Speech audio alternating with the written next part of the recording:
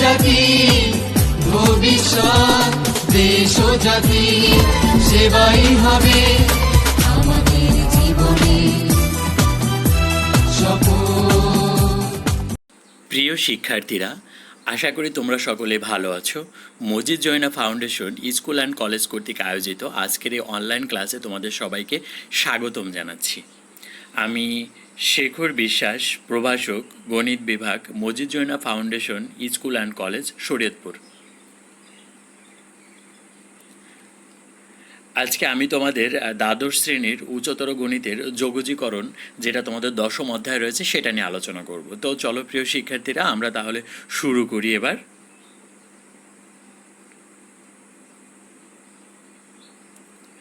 তো এই অধ্যায়টা পড়ে বা আমরা যেগুলো শিখতে সক্ষম হয়েছি বা সক্ষম হব, যে ক্ষেত্রফল হিসাবে নির্দিষ্ট যৌগজ বর্ণনা করতে পারবো, আর নির্দিষ্ট যৌগজ সম্পর্কিত মূল উপপাদ্য বর্ণনা করতে পারবো, এবং নির্দিষ্ট যৌগজ ব্যবহার করে ক্ষেত্রফল নির্ণয় করতে পারবো। ওকে, তো প্রিয় শিক্ষার্থীরা, আমরা এই অধ্যায়ে মেইনলি আজকে দুটো সৃজনশীল নিয়ে আলোচনা করব। তো চলো আমরা শুরু করি তাহলে প্রথম যে সৃজনশীলটা আমাদের রয়েছে সেটা হচ্ছে যে যদি F of X equal cos X, আবার G of X comma Y equal to 9x square plus 25y square হয়, তবে সমাকলন করো dx by 4 F of cos inverse x square plus 9 আর ইন্টিগ্রেশন অফ 1 থেকে 3 1 by X root over 1 minus F of ln X whole square DX এর মানটা নির্ণয় করো।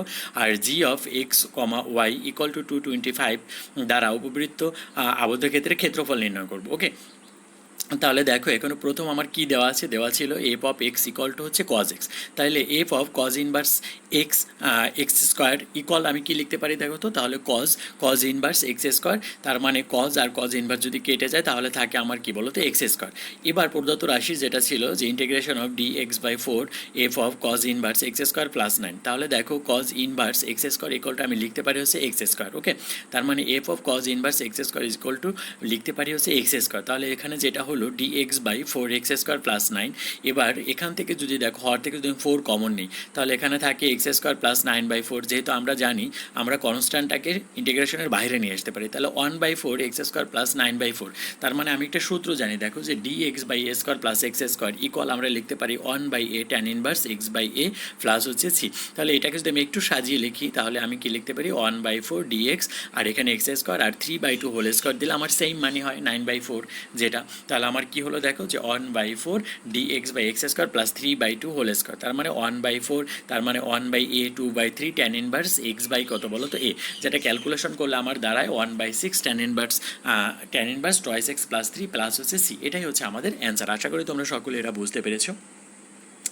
এরপরে দেখো খ নাম্বার কোশ্চেনটাতে যেটা রয়েছে, যদি এফ অফ এক্স ইকুয়াল দেওয়া আছে কত বলো তো কজ এক্স, তাহলে এফ অফ এক্স যদি কজ এক্স হয় তাহলে দেখো F of ln X equal to কী হবে, তাহলে এফ অফ লন এক্স তার মানে কজ এক্সের জায়গায় আমার কী বসবে বলো তো, তাহলে কজ যেটা আছে সেটাই বসে যাবে, শুধু এক্সের জায়গায় আমার লন এক্স বসবে। ওকে, এবার তাহলে আমরা লিখে ফেলি, দেখো যেটা দেওয়া আছে ইন্টিগ্রেশন অফ 1 থেকে 3, তাহলে 1/x root over 1 minus F of ln X whole square DX. তাহলে দেখো 1 minus F of ln X যেটার মানটা আছে সেটা হচ্ছে লন, যেটা কজ লন এক্স, তাহলে কজ লন এক্স বসিয়ে দিই, তাহলে আমার কী হয় 1 minus cos square ln X. আর 1 মাইনাস কজ স্কোয়ারকে যদি আমি সূত্রে ফেলাই, দেখো 1 মাইনাস কজ স্কোয়ার থিটা সমান সমান জানি আমরা সাইন স্কোয়ার থিটা, তাহলে সাইন স্কোয়ার থিটা দেখলাম। এবার স্কোয়ার রুটে কাটা গেল, তাহলে উপরে থাকে কি দেখো তো, তাহলে এখানে 1/x, তাহলে এক্সটা আমার হর নিচে, আর এখানে সাইন স্কোয়ার রুটে কাটা গেলে এখানে থাকে sign loan x by dx. এবার আমি ধরে নিলাম দেখো যে লন এক্স ইকুয়াল হচ্ছে জেড, তাহলে লন এক্স যদি জেড হয় তাহলে লন এক্সকে করলে আমার ডিফারেন্সিয়েশন কী হবে বলো তো 1/x dx ইকুয়াল টু আমার কত বলো তো ডিজেড। তাহলে এক্সের ভ্যালুটা যদি 1 হয় তাহলে জেটের মানটা হয় 0, এবং এক্সের ভ্যালুটা 3 হলে জেটের মানটা হয় কত বলো তো লন 3 যেটা আমি এখানে বসিয়ে দিলাম রেজটা, তাহলে সাইন জেড বাই হচ্ছে কি বলো তো ডিজেড। এবার সাইন জেড ডিজেডকে যদি আমি করি তাহলে সাইন এক্স ডিএক্সকে যদি আমি ইন্টিগ্রেশন ডিফারেন্সিয়েশন করি তাহলে কী হতো বলো তো কজ এক্স, তাহলে এখানে কজ জেড। এবার আমি যদি মানগুলো বসিয়ে ক্যালকুলেশন করি তাহলে কথা 1 মাইনাস কজ লন 3, যেহেতু এখানে একটা মাইনাস ছিল তাহলে কজ 0 ডিগ্রির মান হচ্ছে কত বলো তো 1। ওকে, তাহলে কজ 0 ডিগ্রির মান 1 হলে মাইনাসে হয় প্লাস, আর এখানে কজ ছিল প্লাস, এই মাইনাস দ্বারা গুণ করলে এটা হয়ে গেল কি বলো তো মাইনাস। আশা করি তোমরা সকলেই বুঝতে পেরেছো। এরপরে যেটা দেওয়া আছে দেখো, এরপর বলছে G of X comma Y equal to 225 উপবৃত্ত দ্বারা আবদ্ধ ক্ষেত্রে ক্ষেত্রফল নির্ণয় করো। তাহলে দেখো এখানে যে মানটা দেওয়া আছে, আমি এখান থেকে প্রথমে কী করবো বলো তো, ওয়াইয়ের ভ্যালুটা বের করবো। তাহলে দেখো জি এফ এক্সের মানটা দেওয়া আছে 9x² প্লাস 25y² ইকুয়াল 225। ওকে, তাহলে এখান থেকে যদি আমি ওয়াইয়ের মানটা বের করি, তাহলে ওয়াইয়ের মানটা যেটা বের হয় সেটা হচ্ছে 3/5 মাইনাস হচ্ছে x²।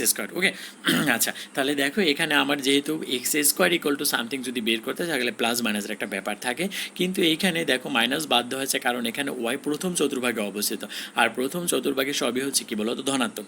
এবার 1 নং সমীকরণে যদি ওয়াই ইকুয়াল টু 0 বসাই, তাহলে x² ইকুয়াল টু কত 25, তার মানে x এর ভ্যালুটা হচ্ছে +-5, অর্থাৎ উপবৃত্তটি x অক্ষকে -50 বিন্দুতে এবং 50 বিন্দুতে সেট করে। আবার যদি x ইকুয়াল টু 0 বসাই, তাহলে y ইকুয়াল টু প্লাস কত হয় বলো তো 3, তার মানে উপবৃত্তটি y অক্ষকে 0-3 অথবা 0+3 বিন্দুতে সেট করবে। ওকে, এবার দেখো তাহলে উপবৃত্তের ক্ষেত্রফলটা আসলে কি হবে। দেখো যে আমরা জানি যে উপবৃত্তের ক্ষেত্রফল হিসেবে যখন ব্যবহার করে, এখানে কোয়াড্রেন্টটা দেখো 4টি সমান ভাগে ভাগ করছে, মানে যেহেতু এলাকাটি অক্ষগুলোকে সমান 4টে অংশে বিভক্ত করেছে, সেহেতু উপবৃত্তের ক্ষেত্রফল হবে 4 ইন্টু, যদি চিত্রটা আমি দেখি তাহলে 4 ইন্টু ধরো এ বি এর ক্ষেত্রফল। তার মানে এখান থেকে আমি যদি মানটা বসাই, ওয়াইয়ের মানটা যেটা আছে, তাহলে কত 5² মানে 3/5 মাইনাস x², হ্যাঁ ডিএক্স। এবার এটাকে যদি আমি ক্যালকুলেশন করি, দেখো এখানে 3/5 আছে আর এখানে 5² x²। ওকে, তাহলে x² দেখো মানটা যেটা আমরা পেয়েছি যে x² dx ইকুয়াল টু পেয়েছি 5² আমি কি পেয়েছি বলো তো 5² sin², আর এখানে dx এর ভ্যালুটা আমি কি পেয়েছি, x এর মানটা ধরে যদি আমি 5 sin θ, তাহলে dx equal to 5 cos θ into d θ। তার মানে যখন x ইকুয়াল টু 0 হয় তখন θ ইকুয়াল টু 0 হয়, এবং x ইকুয়াল টু যখন 5 তখন θ ইকুয়াল টু 5/2। এবার এখান থেকে যদি আমি ক্যালকুলেশন করি, দেখো যে এখানে 5² আছে, হ্যাঁ, তাহলে এখানে 5² থাকলে দেখো এখান থেকে যদি 5² কমন নিতাম, তাহলে আবার রুট ছিল, তার মানে শুধু 5 আসতো, আর এখানে 1 মাইনাস sin² θ, এই যে 1 মাইনাস sin² θ, আর এই 5টা কেটে দিলাম, এখানে থাকে কত বলো তো আমার 3। ওকে, আর এখানে দেখো 1 minus sin² θ equal to cos² θ, আর 5 বারং কত বলো তো 60। এবার 60টাকে যদি আমি একটু মডিফাই করি, 30 দুগুণ কত বলো তো 60, তার মানে 2 cos² θ d θ, যেটা মানে 2 cos² θ কেন আকারে রাখলাম, আমি 2 cos² θ সূত্র জানি 1 প্লাস cos twice θ। দেখো এই সূত্রটা ইউজ করার জন্য আমি একটু মডিফাই করে লিখলাম। এরপরে দেখো আমি কি করতে পারি, তাহলে এখানে আছে 30, দেখো এখানে যদি আমি ডিফারেন্সিয়েশন করি, থেটাকে করলে d θকে থেটাই হয়, আর cos twice θকে করলে sin 2 θ বাই হচ্ছে 2। এবার রেঞ্জটা আছে 0 থেকে π/2। এবার যদি এটা থেকে আমি বসিয়ে দিই, তাহলে π/2 মাইনাস হচ্ছে 0, যেটাকে ক্যালকুলেশন করলে 15 বর্গ একক। আশা করি তোমরা সকলেই বুঝতে পেরেছো। এরপরে দেখো যে অঙ্কটা রয়েছে আমাদের, সেটা হচ্ছে 2 নম্বর, যেটা বলেছে সৃজনশীলে যদি F of X equal 1/√x² into x minus 1 হয়, sorry F of X equal 1/x² into x minus 1, একটা পরাবৃত্তের সমীকরণ y² ইকুয়াল টু 6x এবং একটা সরলরেখার সমীকরণ y ইকুয়াল টু x। এবার তোমাকে বলছে দেখো যে এক্স লন a² dx এর মানটা নির্ণয় করো, আর এফ অফ এক্স dx নির্ণয় করো, আর উপবৃত্ত পরাবৃত্ত সরলরেখা দ্বারা আবদ্ধ ক্ষেত্রের ক্ষেত্রফল নির্ণয় করো। ওকে, তাহলে দেখো প্রথম আমার যেটা রয়েছে এক্স লন x² dx, আমি যদি x² ইকুয়াল টু জেড ধরে নেই, তাহলে twice x dx equal to আমার কী বের হয় বলো তো dz বের হয়। এবার আমি যেহেতু টয়েস এখানে 2 দ্বারা গুণ করলাম এবং 2 দ্বারা ভাগ করলাম আমার ক্যালকুলেশনের সুবিধা হতো। ওকে, তাহলে দেখো এখানে আমার কি দাঁড়ালো, এখানে দাঁড়ায় আমার টয়েস এক্স, আর এখানে 2 দ্বারা ভাগ করে দিলাম, তাহলে এখানে x² dx, দেখো twice x dx equal to লিখতে পারি আমার dz, তাহলে twice x dx equal to আমি লিখতে পারলাম হচ্ছে dz, আর এখানে আছে x² ইকুয়াল টু হচ্ছে জেড, তার মানে এখানে থাকে লন জেড। এটাকে যদি আমি ক্যালকুলেশন করি তাহলে কি দাঁড়ায়, দেখো ক্যালকুলেশন করার আগে দেখো তোমরা অংশায়নের সূত্রের সাহায্যে যেটা আমরা সমাকলন করছি, অংশায়নের সূত্রটা আমার কি ছিল বলো তো, যে অংশায়ন সূত্রটা ছিল যে যদি আমাকে ইউভি ডিএক্স, হ্যাঁ সমাকলন অফ ইউভি ডিএক্সকে যদি আমাকে অংশায়নের সূত্রের সাহায্যে সমাকলনটা করতে হতো, তাহলে আমার যেটা আসতো ইউ সমাকলন ভি ডিএক্স মাইনাস আর সমাকলন second bracket D by dx u, আবার আমার সমাকলন v dx second bracket close করতাম ডিএক্স। ঠিক সেম দিস ফর্মুলাটা এখানে ফেলে আমরা অ্যান্সারটা এখানে বের করলাম বা ক্যালকুলেশন করলে সেটা এখানে ইউ আর ভি, তাহলে ইউ এর জায়গায় রয়েছে আমার লন আর ভির জায়গায় রয়েছে জেড, তাহলে আমার যেটা দাঁড়ায় দেখো হাফ লন জেড, এখানে integration D Z minus second bracket D by D Z ln Z, এখানে integration D Z second bracket close করলাম আর হচ্ছে ডি জেড, যেটা ক্যালকুলেশন করলে আমার দাঁড়ায় x² loan x² minus x² plus C, এটাই হচ্ছে আমাদের অ্যান্সার। ওকে, এরপর আমার যেটা রয়েছে দেখো, এরপর আমাদের যেটা মূলতীয় ভগ্নাংশের যোগজীকরণ যেটা, হ্যাঁ, তো মূলতীয় ভগ্নাংশের যোগজীকরণ যেটা হচ্ছে তোমরা আগে কভার আপ রুল যেটাকে বলা হয়, যেটা এই নিয়মে যখন আংশিক ভগ্নাংশ করতে হয়, যদি কোনো ভগ্নাংশের হরের উৎপাদকগুলো এক জায়গাতে হয় সেগুলোর পুনরাবৃত্তি হয় না। তবে আংশিক ভগ্নাংশ নির্ণয় করার কতগুলো রুলস তোমাদের রয়েছে, যে আমরা জানি কোনো মূলতীয় ভগ্নাংশ যদি বীজগণিত ভগ্নাংশ যোজিত ফল নির্ণয় করতে হয়, তাহলে প্রথমে তাকে আংশিক ভগ্নাংশে বিভক্ত করা হয়, প্রত্যেক অংশের যোজিত ফল পৃথক পৃথকভাবে নির্ণয় করতে হয়। তা আমরা এই নিয়মে না করে আমরা নেক্সট এভাবে করব, যে আমরা যদি ধরি দেখো যে 1/x² into x minus one equivalent a/x+b/x² plus c/x-1। আমরা জানি প্রথমে একটা এক্সের জন্য একটা ধ্রুবক কনস্ট্যান্ট নিব, তারপর এক্স² জন্য আরেকটা কনস্ট্যান্ট নেব, বাকি যে অংশগুলো থাকবে সেটার জন্য আলাদা আলাদা আমরা কনস্ট্যান্ট নিয়ে থাকি। তাহলে দেখো এখানে যদি উভয় পক্ষকে x² ইন্টু x-1 দ্বারা গুণ করি, তাহলে লেফট হ্যান্ড সাইডে থাকে 1, আর রাইট হ্যান্ড সাইডে ক্যালকুলেশন করলে যেটা থাকে ax into x-1 plus b into x-1 plus cx²। ওকে, এটাকে যদি আমি ক্যালকুলেশন করি তাহলে আমার দেখো আবার যদি এক্স দ্বারা গুণ করে দিই, তাহলে আমার যেটা আসে x² যদি এখান থেকে কমন নেই, তাহলে a plus c, x common নিলে b minus a minus b, এটা 2 নং সমীকরণ। এবার দেখো আমরা উৎপাদক এক্স ইকুয়াল টু যদি কোনো কিছু না থাকে, এক্স এর ভ্যালুটা আমি বের করবো, তাহলে এক্স ইজ ইকুয়াল টু 0, তাহলে এটাও এক্স ইজ ইকুয়াল টু 0, আর x-1 ইকুয়াল টু 0, তার মানে এক্স ইকুয়াল টু কত বলো তো 1। তাহলে এক্স ইকুয়াল টু যদি 0 হয় তাহলে 1 নং সমীকরণ যদি বসাই b is equal to minus হয়, আবার এক্স ইজ ইকুয়াল টু যদি 1 হয় তাহলে 1 নং সমীকরণ থেকে পাই সি ইকুয়াল টু 1। এবং দেখো 2 নং সমীকরণ থেকে যদি এক্স স্কোয়ার সহগ সমীকৃত করি, তাহলে লেফট হ্যান্ড সাইডে এক্স স্কোয়ার সহগ আসলে আমার কিছুই ছিল না, তাহলে সেটা হচ্ছে কি 0। তার মানে এ প্লাস সি ইকুয়াল টু আমার কত হবে 0, তার মানে এ ইকুয়াল টু মাইনাস সি, তার মানে এ ইকুয়াল টু মাইনাস 1। এবার যদি এটাকে ইন্টিগ্রেশন করি dx/x² - x, তাহলে এটাকে ক্যালকুলেশন করলে যেটা হয় আমার দেখো, যেটা ln x minus ln x minus 1/x plus ln modulus of x-1 plus c, যেটা ক্যালকুলেশন করি তাহলে ln modulus of x-1/x plus 1/x plus হচ্ছে কি বলতো c।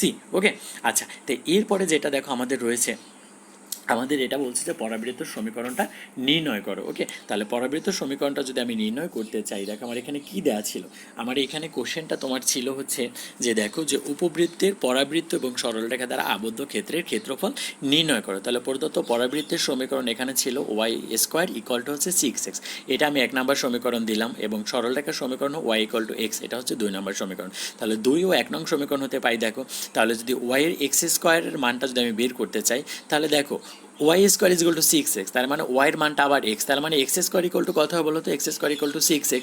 তাহলে এখানে x এর ভ্যালুটা আমার কত বের হয়, x এর ভ্যালুটা ক্যালকুলেশন করলে 0 আর 6। এবার ছেদ বিন্দুদের স্থানাঙ্ক তাহলে কত হবে 0 আর 6, তাহলে নির্ণয় ক্ষেত্রফলটা কত হবে ইন্টিগ্রেশন অফ 0 থেকে 6 y1 মাইনাস হচ্ছে কি বলো তো y2।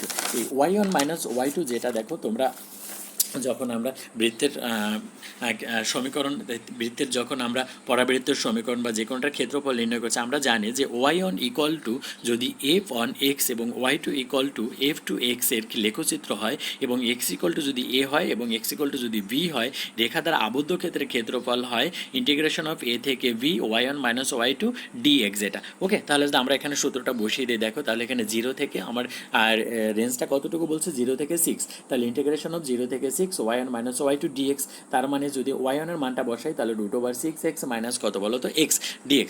তাহলে দেখো √6 আর x কে যদি আমি ভাঙাই তাহলে হাফ, এটাকে যদি ক্যালকুলেশন করি তাহলে আমার কত হয় 2√6/3, তার মানে এখানে আমার থাকে 2/3 আর √6 রয়ে গেল আর x টু দি পাওয়ার 3/2। কেমন, তাহলে এখান থেকে যদি টোটাল আমি ক্যালকুলেশন করি যেটা আমার বের হয় দেখো, এখান থেকে 2√6/3 আর 6 3/2 মাইনাস 6² 2।